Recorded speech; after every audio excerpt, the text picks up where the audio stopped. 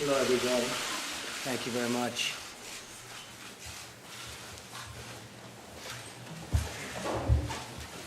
It's great to have you at the White House. And I just wanted to pass on word that Otto Warmbier has just passed away. He spent a year and a half in North Korea. A lot of bad things happened, but at least we got him home to be with his parents, where they were so happy to see him, even though he was in very tough condition, but he just passed away a little while ago. It's a brutal regime, and we'll be able to handle it. But I want to thank you all for being here, special people. I'm really thrilled to welcome many of you for the first time, and certainly the first time meeting as the American Technology Council. We're joined by an incredible group of leaders on the absolute cutting edge of innovation, including many CEOs from the world's most successful businesses. We have approximately $3.5 trillion of market value in this room, but that's almost the exact number that we've created since my election. In fact, I think we have you beat by a little bit, which is a pretty good number, but I congratulate you all. Done an amazing job. Thank you for lending your time and your talent to the American people. A lot of ideas have come out of the room today, and a lot of ideas will over the next short period of time. I also want to welcome Secretary Mnuchin, Secretary Kelly, Administrator Verma, and my budget director, Mick Mulvaney. Thank you all. Doing a great job. I want to thank Jared and Chris Liddell, for assembling such a spectacular group of people. They're working very, very hard. I want to thank Ivanka for working so hard on it. It's a real passion. Our goal is to lead a sweeping transformation of the federal government's technology that will deliver dramatically better services for citizens, stronger protection from cyber attacks, which we were just discussing in the Oval Office with a little bit smaller group. That's a big problem. There's no question about it. We're going to be working on it. We're going to solve the problem. And up to $1 trillion in savings for taxpayers over the next 10 years, over $1 trillion. We're embracing big change, bold thinking, and outsider perspectives to transform government and make it the way it should be, and at far less cost. My administration's already taken very historic steps to modernize critical IT systems and make government more transparent. As an example, you're seeing what we're doing with the airports, with all of the billions and billions of dollars that have been spent on planes flying all in the wrong directions. We're getting a change. They spent many billions of dollars, and we are getting that whole system fixed. Money wasted over the last 6 or 7 years, billions. VA Secretary Shulkin recently announced that we're upgrading technology to allow the seamless transfer of veterans' medical records from the Defense Department, which has been a huge problem for decades and decades for our great veterans. We'll have it fixed very soon, but it's been a problem for many, many decades. Across government, we're fixing problems in months that others have not fixed in many, many years. And we're just getting started. 50 years ago, our government drove the innovation that inspired the world and put Americans on the moon. Today, many of our agencies rely on painfully outdated technology. And yet we have the greatest people in technology that the world has ever seen right here with us in this room. And most of them are just nodding as I say that. They're actually agreeing with me, which that's interesting, Eric, right? Government needs to catch up with the technology revolution. We're going to change that with the help of great American businesses like the people assembled. The businesses represented here today employ hundreds of thousands of American workers. Your innovation has shaped the modern world and created millions of jobs. America should be the global leader in government technology just as we are in every other aspect, and we are going to start our big edge again in technology, such an important industry. I view it from the standpoint of jobs and other things. You view it somewhat differently, but we're all in the same ballpark. It's so important, so important. My administration is embracing a new spirit of innovation that will make life better for all Americans. And when it comes to what we're here for today, American technology, we're working very diligently with everybody, including Congress, on immigration so that you can get the people you want in your companies. And it's been a tremendous problem that you've had over the past long period of time. So we're working very hard on that, and we'll be able to solve that problem. I want to thank everyone in the room for lending your time again. And what I'd like to do is maybe just go around the room briefly and just introduce yourself and perhaps the name of your company. We won't go with too many long speeches, but we'll maybe just, we'll start with our wonderful, great genius from Microsoft who has done one hell of a job. Congratulations on the job you've done. Go ahead. Thank you, Mr. President. Thanks for the opportunity today to spend the time, both learn and contribute, I think, to what is one of the most important dialogues, which is about modernizing our government with the latest technology, and so that the people of America can benefit from it. So I think the first thing I took away is how important an agenda it is to modernize technology. The second thing I think is for us to do our best work as an industry and in collaboration with the government to skill the people of the United States for the jobs of the future. Technology will play a role both in creation of the jobs and the skills. And then lastly, I would say that we also need to increase American competitiveness. And the two things that the government can and has done is spending in big research. After all the technology that we have today is because it started, in fact, in the government and the research institutions you funded, as well as the enlightened immigration policy. Of course, I'm a beneficiary of that, and I hope that we continue to be able to sort of really make sure that the American competitiveness is what helps us set policy for it. Well, thank you, Satya, and perhaps we could keep it a little shorter than that, folks. Otherwise, we might be here for a long time. Anyway, Jeff. All right, I will be short.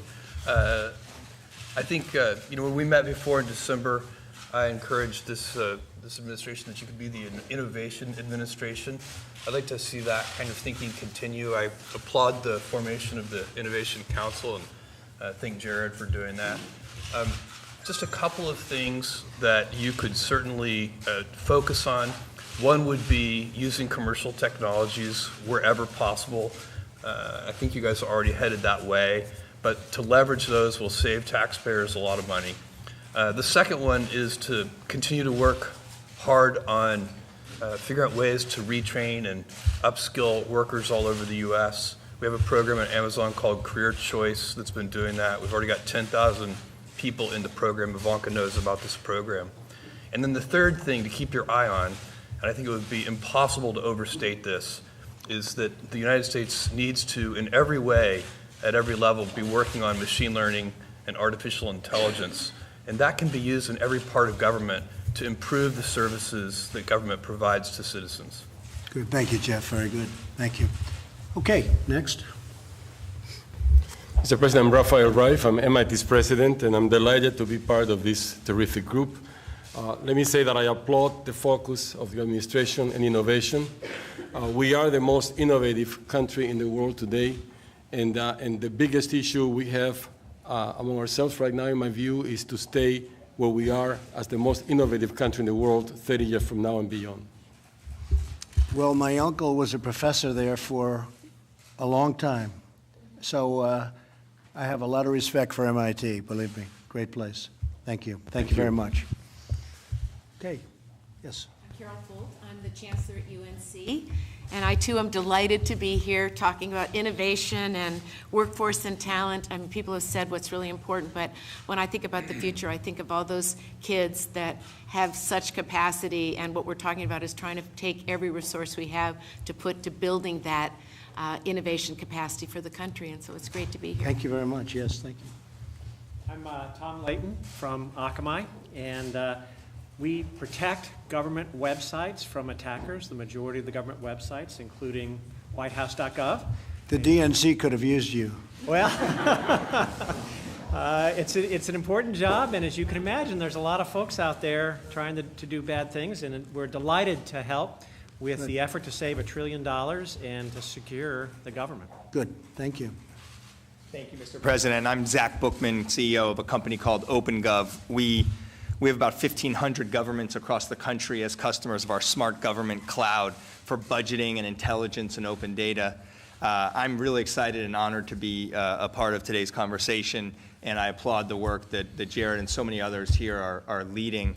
It's clear to me that a lot of the thinking being applied is exactly what's been needed for a long time, and I think it's just the beginning of a lot of innovation. So I think that's right. Thank you very much. Pat Gelsinger, CEO of VMware, also representing Dell here today. And we're some 70+% of government workloads run in the VMware software today, so we're thrilled to be able to be in that role today. But more importantly, moving it forward to the cloud, we think is critical, this potential in cyber and really putting in place cyber hygiene. And ultimately, we as an industry are the product of the seed corn that was planted 30, 40, 50 years ago from the great research investments of government and university. And we deeply believe that we need to be planting those seed corns for our children and grandchildren. Great, thank you. So, Mr. President, Steve Mollenkopf, CEO of Qualcomm. We thank you for the opportunity to contribute today. I would say our company works a lot on creating the base technology that allows big transitions to exist in cellular technologies. And we're very excited about the upcoming 5G transition. It's going to be a big job creator worldwide. I think it's important that the U.S. stays competitive, and we applaud the direction that the administration is taking. Thank you very much. Mr. President, my name's John Doerr, chairman of Kleiner Perkins and of a startup company called Nuna. And Jeff would say that your administration will be the innovation administration, and I'd like to challenge it to also be the data liberation administration. There's $1 trillion worth of value locked up in government databases, and if we unlock that, we can transform healthcare, we can improve services for citizens, we can lower the costs of government, and if you set the data free, the entrepreneurs are going to do the rest. I'm particularly impressed by the thinking of Seema Verma over in your Medicare and Medicaid teams, and look forward to working with you in the administration. Thank you very much. Thank you. I'm Michael Drake, president of The Ohio State University. Glad to be here today and very happy to participate in this conversation. You know, we try to enable and empower and inspire young people to make a difference, and being able to partner with our colleagues here around the table and with the government to do that in a better way is something that we're very excited about. Thank you very much. I'm Ajay Banga, the CEO of MasterCard, and thank you for having us, Mr. President. I think in addition to what technology and the Internet of Things is going to do for all of us as an opportunity, side by side comes a tremendous responsibility on cybersecurity. And I think working that the right way with the right public-private partnerships, but also working it where the weakest link, which is small merchants and the individual consumer, get the right level of safety that they demand from us is really important. And I think the level of engagement in that dialogue today was very, very interesting. Thank you very much. Thank you. Mr. President, Ginny Rometty from IBM. And I've had the pleasure of being in a number, and the honor of being in a number of these sessions. And I think it's worth noting that the efforts around workforce development, around cybersecurity, around modernization, while they're difficult, in this short time, there has been progress already made. And so I would really say on behalf of both, Ivanka and Jared and Chris and Reed, those of us who've been in it from the beginning, I can already see, and actions have been taken. So while these are difficult problems, I would just encourage us to keep going, because I actually can see the change happening already. So I think this is a good sign of progress. Thank you, Jenny. Yeah. Thank you very much. Mr. President, thanks to Jared and Ivanka for sort of driving this so hard. I'm absolutely convinced that during your administration, there's going to be a huge explosion in new opportunities because of the platforms that are getting built in our industry. Those will create huge, very large new business opportunities for which we entrepreneurs, technical talent, immigration, and so forth, that you understand. It can drive America very, very positively forward, and it's going to happen soon during your leadership. We will, Eric. Peter? Mr. President, I'm Peter Thiel. I'm a venture capitalist in Silicon Valley. Very honored to be here today with all these terrific people. I think that the tech industry is an industry that is doing well in America, and we need to sort of make it do even better and give it the support, the regulatory support, in all sorts of different ways. And I think your administration's off to a terrific start in doing these things. Thank you, Peter. Thank you for your help. Appreciate it. Mr. President, I'm Shantanu Narayan. I'm CEO of Adobe. We're the company that's best known for Photoshop and PDS.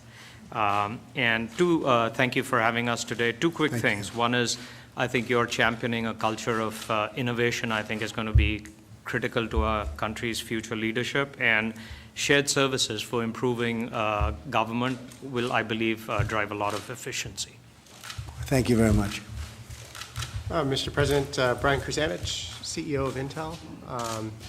You know, what I got out of today is, first, is a great honor to be here and a real pleasure, but also it was a great outreach, I think, between the private-public partnerships that we can really drive innovation much, much faster. And so I hope today's just the start of what we can accomplish together. Thank you. A great company, and I appreciate it. Thank you very much. I'm deeply honored to be here. I'm Alex Karp, Palantir. Know many people in the room and in your White House from our work, and have supported General McMaster on the front line and many of the special operations people in America and around the world. What's very gratifying about what you're doing is the focus on getting more output for the input, which I don't think there's been a deep focus on in the past. And I'm really grateful to your staff for pushing that forward. We focused on rooting out waste, fraud, and abuse in the government, which is something I think all Americans would welcome, and I thank you for your efforts. Thank you. Thank you very much. Bill McDermott from SAP. It's been a great pleasure working with your team on the intellectual renewal of America.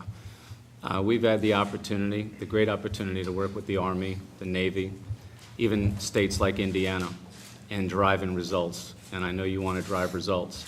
So in addition to the trillion in costs we can take out, probably we can add another $2 trillion on the numerator in terms of digital business by getting the public and the private sector in full cooperation under your administration. Look forward to supporting you every way I can. Thank you very much. Thank you, Mr. President. Hi, I'm Kyron Skinner. I think you know me from the campaign on the foreign and diplomacy side and from transition as well. But I'm also a professor at Carnegie Mellon University, where I work on international security issues, cybersecurity with the engineers and computer scientists. And what I liked most about today is that we talked about recreating the ecosystem of the early decades of the Cold War between government, among government, the private sector, and the university to regenerate our economy and create innovation. I'm also a fellow at the Hoover Institution at Stanford, and they'll get mad at me if I don't mention that. That's good. Thank you very much. Appreciate it. Thank you, Mr. President. Thank you, Mr. President. I'm Julie Sweep, CEO of North America for Accenture. The level of discourse and enthusiasm in the sessions today, which were very productive, is a powerful reminder of the importance of collaboration. And I think two very clear themes were that modernizing the government is not about technology, it is about outcomes for our citizens. And second is the investment also in our great public servants that this will bring about, and the opportunities for the many people who serve in the federal government today to help them bring better services and outcomes for the citizens. And those are both very important and exciting themes. Thank you. Thank you very much. I'm Safra Katz, CEO of Oracle. We had an absolutely tremendous day working together. The partnership between academia, the government, and commercial enterprises is such a powerful combination together with leadership, which is critical for real success. And you had volunteers from all sides and a lot of people working already and raring to go for the next level. So thank you. Thank you, Sam. I'm Tim Cook from Apple.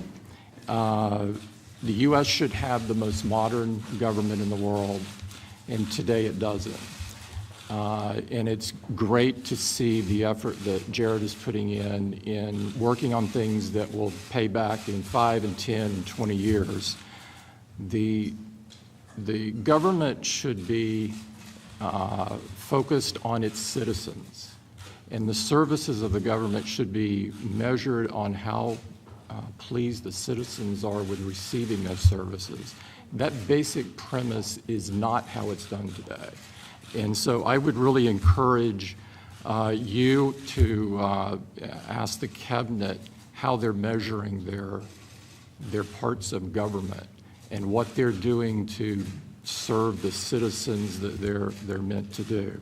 Secondly, totally unrelated, but something I feel very passionate about, coding should be a requirement in every public school. We have a huge deficit in the skills that we need today versus the skills that are there. And we're trying to do our part, or hopefully more than our part, in doing that. But I think leadership from government is also key. Thank you very much, Tim. Appreciate it. And appreciate all you're doing over the last number of months for jobs. Thank you all. Thank you very much. Appreciate it. Thank you.